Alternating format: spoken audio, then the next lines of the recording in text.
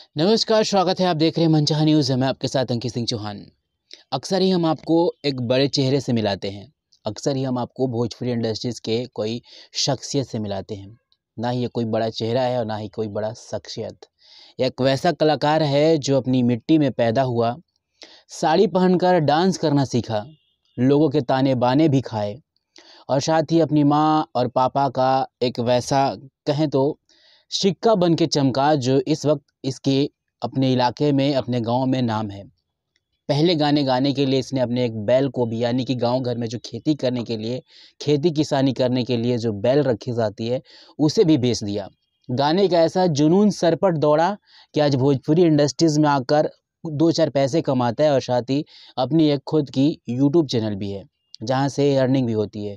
बहुत सारी चीज़ें हमें जानने को मिलेगा। चलिए भरदुल छलिया जी का स्वागत करते हैं और पूछते हैं कि इतना टिपिकल सिचुएशन कैसा रहा ज़िंदगी में और साथ ही इतनी ठोकरें खाने के बाद जब आज यहाँ पहुँचे हैं, तो क्या-क्या कुछ अनुभव लेकर आए हैं ताकि भोजपुरी इंडस्ट्रीज़ के कलाकारों के लिए एक सिरमौर बनकर आगे बढ़ेंगे।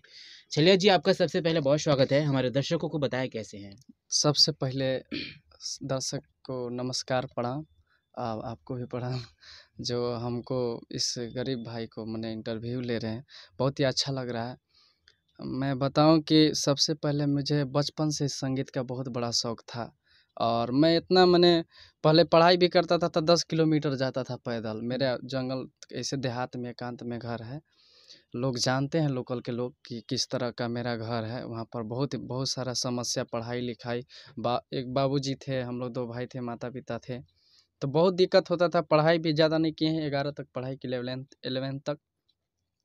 इसके बाद बहुत सारे इससे गाय बैल चराते थे और उसी समय मेरा संगीत स्टार्ट होता था और जाते थे शाम में, जो ब्यास व्यास रहते हैं तो उसी उन लोग के पास जाता था, उठता बैठता था और उन लोग का जो रामायण उमायण का किताब रहता है और झाल ढोलक रहता है, उसी पर जाते थे और हम भी गाते थे, उन लोग के साथ साथ में झाल बजाते थे और कभी कभी ऐसी लुगा उगा लपेट के नाचते थे।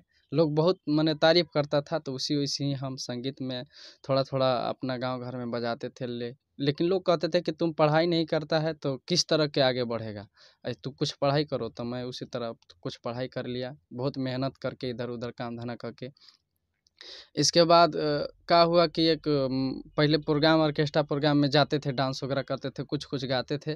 तो उसी समय एक राइटर बोले कि चलिए आपको गाना निकलवा देते हैं। तो हम पटना गए, मनी पटना में गए थे, तो वहाँ पर गए तो गाना 2-4 गो गवाए। उस समय मेरा घर का बहुत मने स्थिति खराब था और घर पर बोले कि हमको सिंगर बनना है, गायक बनना। तो मेरे घर पर 2 बैल थे और एक गाय था जो दूध देती था। पैसा का बहुत दिक्कत था, तो उस समय हम बोले कि नहीं, हमको गायक बनना है। तो उन लोग ने घर से पूरा मैंने बैल वैल बेच दिया और हम वहाँ से 25-30 हज़ार रुपया व्यवस्था करके, उस समय बहुत दिक्कत था, 4 साल पहले के बात है, 5 साल पहले के बात। तो बैल वैल सारा चीज़ बेच दिया और उस समय बहुत सारा दिक्कत हुआ और पटना में आया। गाना लगन के समय एक अच्छा गाना भी गाए थे, खुशबू तम एक सिंगर है, उन्हीं के साथ गाए थे। तो 6-7 गाना मेरा ऑडियो हुआ था, वीडियो नहीं हो पाया था। तो 2-3 महीना के बाद मेरा गाना वो मिला और मिला तो उतना अच्छा, एक दिन में ही हमको गाना गवाया गया था। 3 घंटा में 7 गो गाना गवा दिया गया था। पहला बार गाए थे, अच्छा नहीं बना था, 1-2 गो बनल था, तो गांव घर में लोग काफ़ी तारीफ किए थे। और पैसा के अभाव में प्रोग्राम करते रहे, फिर कहीं कुछ नहीं हो, 4 साल छोड़ दिए संगीत हम। इसके बाद मुझे लगा कि हमको संगीत में आगे बढ़ना चाहिए धीरे धीरे। तो एक भैया थे, बोले कि तुम डांस करो। तो हम साड़ी पहन के सोचे कि लहंगा वगैरह पहन के। साड़ी की कहानी बड़ा ही आपका थोड़ा अजीब दास्तां है इस साड़ी की कहानी का। हम अक्सर ये देखते हैं कि आप उस साड़ी पहनने के बाद कहते हैं कि जब आप खेसारी जी से इंस्पायर हुए हैं, जब वो फ़िल्मों में या गानों में अपने गाते हैं साड़ी पहनकर, तो आप उनसे इंस्पायर हुए हैं। हाँ। इसके बाद जब आप साड़ी पहनकर नाचना शुरू किए तो लोग ताने भी मारने लगे। क्या-क्या हम्म, कहते थे गाँव में? क्योंकि अक्सर ही गाँव परिवेश ऐसा होता है जहाँ पे जब आप कुछ नया करते हैं, अटपटा करते हैं, तो ताना भी सुनना पड़ता है, सहना पड़ता है और अगर आपको अपने लाइफ में आगे बढ़ना है तो सब कुछ देखते हुए भी आगे चलना पड़ता है। तो उस समय माहौल कैसा था जब आप साड़ी पहनते थे, तो लोग क्या ताने मारते थे? जब हम लहंगा साड़ी पहन के नाचते थे तो लोग हमको जब बनते थे तो लोग पहचान नहीं पाते थे। तो धीरे धीरे लोग जानने लगे, तो लोग जब जानने लगे तो वो कहता था कि अरे देखा छक्का बन गई, अरे लवंडा आवता है, बार बढ़ा ले ले बा, ऐसे वैसे बहुत कुछ। मने बहुत सारा समस्या जब चलते चलते हैं तो दोस्त लोग भी बोलता नहीं, अभी भी नहीं बोलता है। जब कोई बाइक से जाता है तो हंसता है, बाइक चलाएगा हंसेगा, मुँह सूख के निकल जाएगा। बहुत सारा ऐसा समस्या है जो कि हमको बहुत ज़्यादा झेलना पड़ता है। और इससे अगर हम नहीं नाचते तो हो सकता था कि मैं मने कुछ दो पैसा नहीं कमा पाता। अभी फ़िलहाल डांस वांस करके अपना प्रोग्राम करके घर भी देखते हैं, और कुछ उसी समय नाचते-नाचते मैं एक मैंने ब्लॉग चैनल फरदुल ब्लॉग्स यूट्यूब चैनल खोले, और मज़ाक ही मज़ाक में एक वीडियो मेरा वायरल हुआ। उसी वायरल होते-होते काफ़ी लोगों ने बहुत ज़्यादा किया। अभी तक मैंने 25-30 हज़ार सब्सक्राइबर है मेरा यूट्यूब चैनल पर, और 5-6 महीने से मैं इनकम भी कर रहा हूँ। 10,000, 12,000, 15,000 ऐसे पेमेंट आ जाता है यूट्यूब की तरफ से। तो इसी से मेरा अभी चल रहा है। वर्तुल जी, हमें बताइए कि गायकी की जब शुरुआत आप किए थे, तो उस समय आपकी उम्र क्या हो रही थी? और जब सबसे पहला गाना आपने गाया था, तो इसके बाद आपके गाँव वाले का, घर वालों का रिएक्शन क्या था? पहली बार जब आपने गाना गाया उस वक़्त आपकी उम्र क्या थी? उस समय मेरा उम्र था 15 वर्ष। 15 साल। बचपन से चाहत था, लेकिन कोई लोग देहात में कौन सपोर्ट करता है, गा रहे हैं, अरे वो गावता पागल है, ऐसे-वैसे बहुत मने कहता था सब। तो उसी से चाहत बहुत काफ़ी था। इसी कीर्तन भजन में गाते-गाते ऑर्केस्ट्रा प्रोग्राम में ले जाने 150-200 रुपया देते थे, बॉक्स भी टाँगते थे, प्लस में गाते भी 150 रुपया, खाने-पीने के डाँटते भी कि तोरा गावे-वावे नइखे आवत, ऐसे-ऐसे बहुत सारा समस्या है। तो वैसे झेलते-झेलते गाना तो अभी भी गा रहे हैं, और फिलहाल अभी तो टार्जन भैया हैं धुन म्यूजिक कंपनी की तरफ से, उन्होंने हमारा ऑडियो वीडियो भी कर रहे हैं, रिलीज भी कर रहे हैं, और 2 गाना का रिस्पॉन्स अच्छा मिला है, और गाना का भी अच्छा मने गया है, 13-14 हज़ार ऑडियो का व्यू गया है। इसके लिए बहुत हमको मने अच्छा लग रहा है कि इतना लोग पसंद कर रहे हैं हमें। मैं आपसे पूछना चाहूँगा कि जब आप साड़ी, लहंगा या फिर ऐसा पहनते हैं, तो घर वालों का रिएक्शन क्या रहता है? वो कभी मना नहीं करते कि तुम लड़के होकर ये लड़कियों वाली गेटअप क्यों लगा रहे हो? बिंदिया और नाक कान में जो पहनने वाली लड़कियों की चीज़ें जो होती है, कानबाली नाक में और माथे पे टीका, सिंदूर लगाना, तो क्या घर वाले रोकते हैं या नहीं रोकते हैं इन सब चीज़ों को देखने के बाद? घर वाले को मैंने बताया था कि ऐसे-ऐसे हम डांस वांस करते हैं, तो उन लोग मने थोड़ा-सा इन लोग को लगता था, लेकिन हम बताए कि 2 पैसा कमाना है, कलाकारी है। हम मने हमको नाचने का तो बचपन से ऐसा शौक नहीं था, हमको सिंगर बनने का शौक था। तो घर वाले भी अब सपोर्ट करते हैं, कहते हैं कि ठीक है, कोई बात नहीं, चोरी नहीं ना कर रहे हो, कमा रहे हो, 2 पैसा घरे देते तो घर चलता है उससे, तो केहू काहे डाँटेगा। कोई डाँटता नहीं है, बोलता है कि ठीक है करो, नाच करके 2 पैसा कमाओ। हम भी सोचते हैं कि नाच हर समय थोड़ी करना है, कुछ अच्छा खासा कर लेंगे, घर परिवार अच्छा से चलने लगे तो नाच नहीं करना है।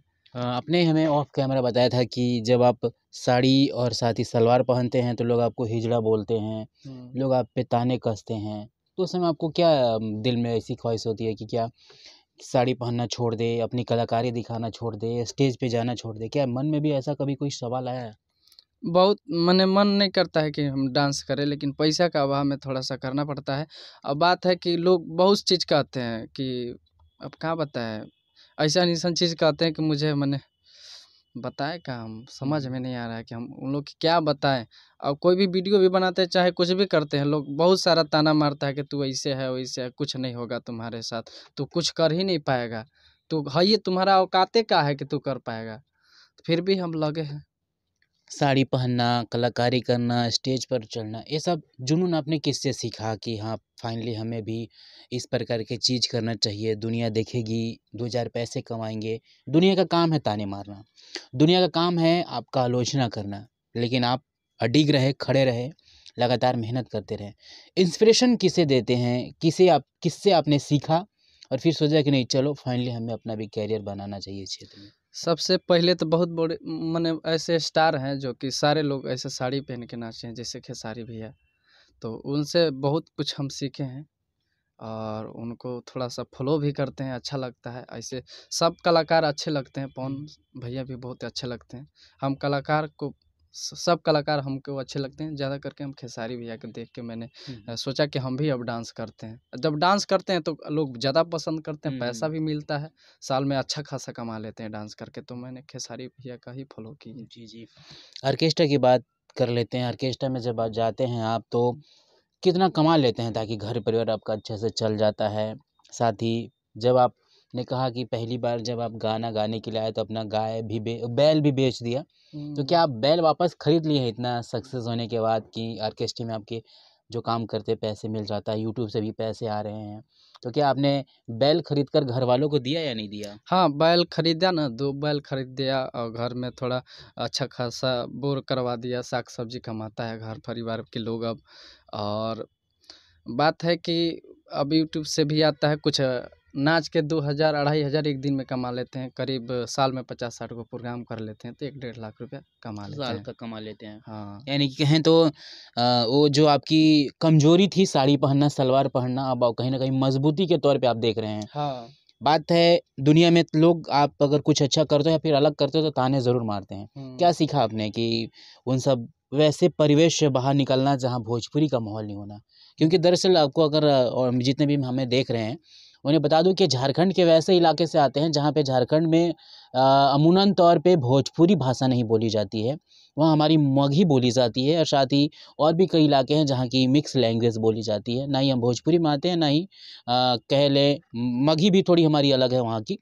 तो उन सब परिवेश से निकल कर यहाँ आना, कितना आपने स्ट्रगल किया? और भोजपुरी में आज अगर आप कुछ करते हैं, गाने गाते हैं, स्टेज पर जाते हैं, तो जब तालियाँ लोगों को सुनते हैं, तालियाँ बजाते हुए, वाह-वाह करते हुए, कैसा फ़ील होता है? बहुत ही अच्छा लगता है। कब जब भी हम अगर डांस भी करते हैं, अब अभी भी गाना-वाना भी गाने का मौका मिलता है, तो लोग मन बहुत जब गाते हैं तो लोग बहुत ज़्यादा पसंद करता है कि ठीक है, ये गाता है।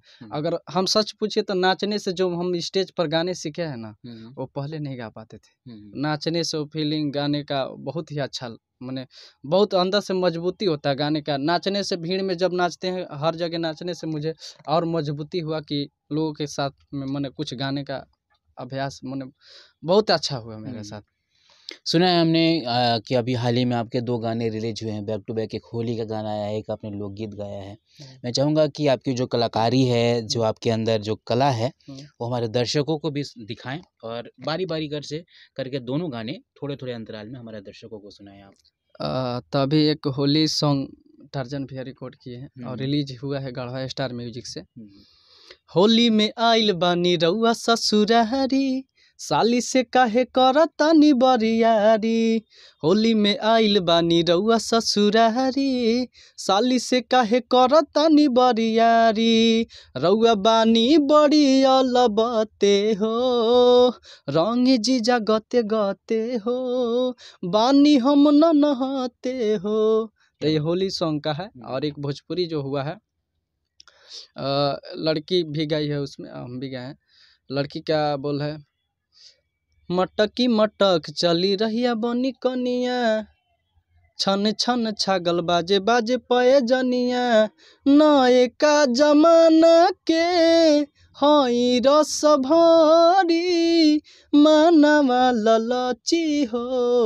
तो उसमें हम मेरा बोल है, आपन कमरिया में घुंघुर लगा लो, आपन कमरिया में घुंघुर लगाल, रुन झुन खूबे बाजी हो। आपन कमरिया में घुंघुर लगाल, रुन झुन खूबे बाजी हो। क्या बात है।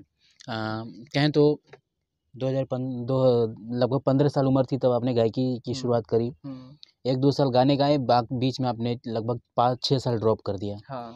वापस से आपको एक अच्छा मौका मिला है, धुन म्यूज़िक आपको मौका दे रही है, गढ़वा स्टार म्यूज़िक पर आप गाने गा रहे हैं। हाँ।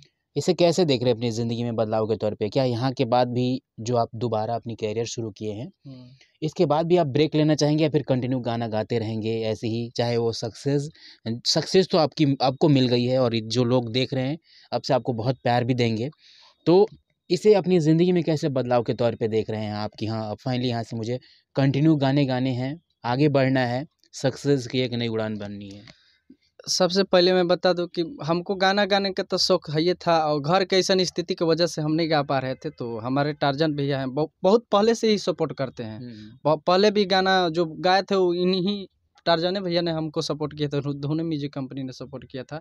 फिर दोबारा यही बोला है और बोल रहे हैं कि बाबू तुम गाओ, तुम्हारा कोई भी गाना है हम बनाएंगे, तुम गाते रहो, रेगुलर गाओ बस। भैया टार्जन भैया साथ दे रहे हैं तो हमको कुछ मन लग रहा है कि हम कुछ कर सकते हैं। बात कर ले जिस तरह से लगातार इंडस्ट्रीज़ में बदलाव हो रहा है, गाने अच्छे आ रहे हैं, बड़े कलाकारों के गाने आ रहे हैं। आप एक वैसे परिवेश से उठकर यहाँ आना, चीज़ों को सीखना, कितना अनुभव किया है कि हाँ, कितना मेहनत करना चाहिए? लोग ताने मारते हैं, मारने दो, हमें उससे क्या फ़र्क पड़ता है, हमें तो आगे बढ़ना है। कितना अनुभव किया है कि हाँ, आपको सक्सेस की राह पर जाने के लिए सबकी सुननी भी है और खुद की करनी भी है। तो क्या अनुभव लिया है आपने उन सब चीज़ों से? लोग तो बहुत कुछ कहते हैं, कहने के लिए सारे लोग कुछ कहते हैं। जब कोई सक्सेस धीरे-धीरे होता है तो लोग कहते हैं कि हाँ, कुछ कर रहा है ले क्या।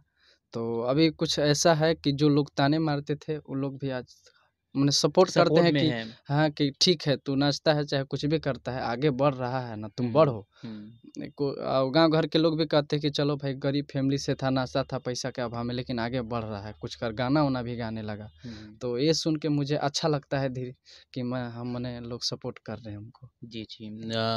कौन-कौन से गाने हैं जिस होली में आपके आने वाले हैं? क्या और भी गाने हैं जो बहुत जल्द आने वाले हैं या फिर पूरे साल आप कितने गाने ऐसे हैं जो लेकर आ रहे हैं मार्केट में और उसका जो एक रिस्पॉन्स है पब्लिक का, आपको उम्मीद है कि बहुत अच्छा मिलेगा और मुझे भी बहुत बड़ी ऊँचाई मिलने वाली है?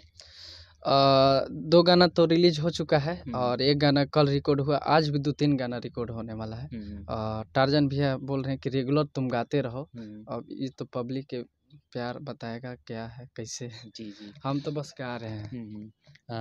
काफ़ी अच्छा रहा हमारा आपका सफ़र, आपने अपनी पूरी जीवनी बताई किस तरह से आपको कठिनाइयाँ मिली।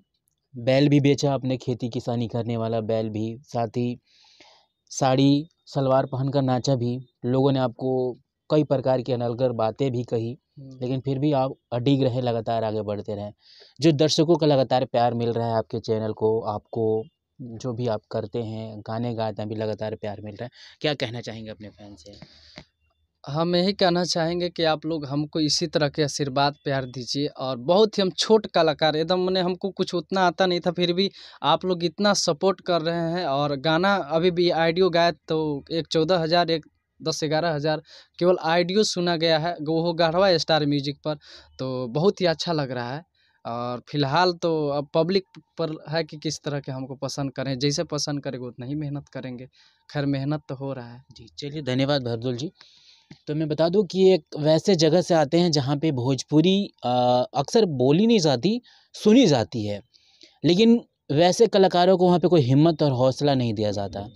वहाँ पे सिर्फ़ उनकी मज़ाक उड़ाई जाती है, खिल्लियाँ बनाई जाती है। ऑर्केस्ट्रा में नाचने वाला ये लड़का साड़ी और सलवार पहनकर घर भी चलाता है। यूट्यूब की दुनिया में कुछ कलाकारी भी कर लेता है, गाने भी गाता है, सपने बड़े हैं, उड़ान बड़ी है। ऐसे लोगों का बहुत सपोर्ट करिए और ऐसे लोगों के बीच में अगर आप भी हैं, तो मनचाहा न्यूज़ आपको भी आपके सपनों की उड़ान देगी। हम आपकी बातें दुनिया तक लाएँगे, दुनिया तक आपकी बातें पहुँचाएँगे। आपको हमारे साथ बने रहना है। हमारे अबाउट सेक्शन में हमारी चैनल की जो सारी चीज़ें दी रहती है, हमारा पर्सनल नंबर भी दिया रहता है, तो आप हमें उस नंबर से कॉन्टैक्ट भी कर सकते हैं और आप भी अपनी कहानियाँ, अपनी ज़िंदगी के उन पहलुओं को दुनिया के सामने रूबरू कर सकते हैं ताकि एक कलाकार का वास्तविक दर्द क्या होता है, वह भी दुनिया जान सके। हमारे साथ बने रहें, अपना ख़्याल रखें और हमेशा मुस्कुराते रहें। नमस्कार।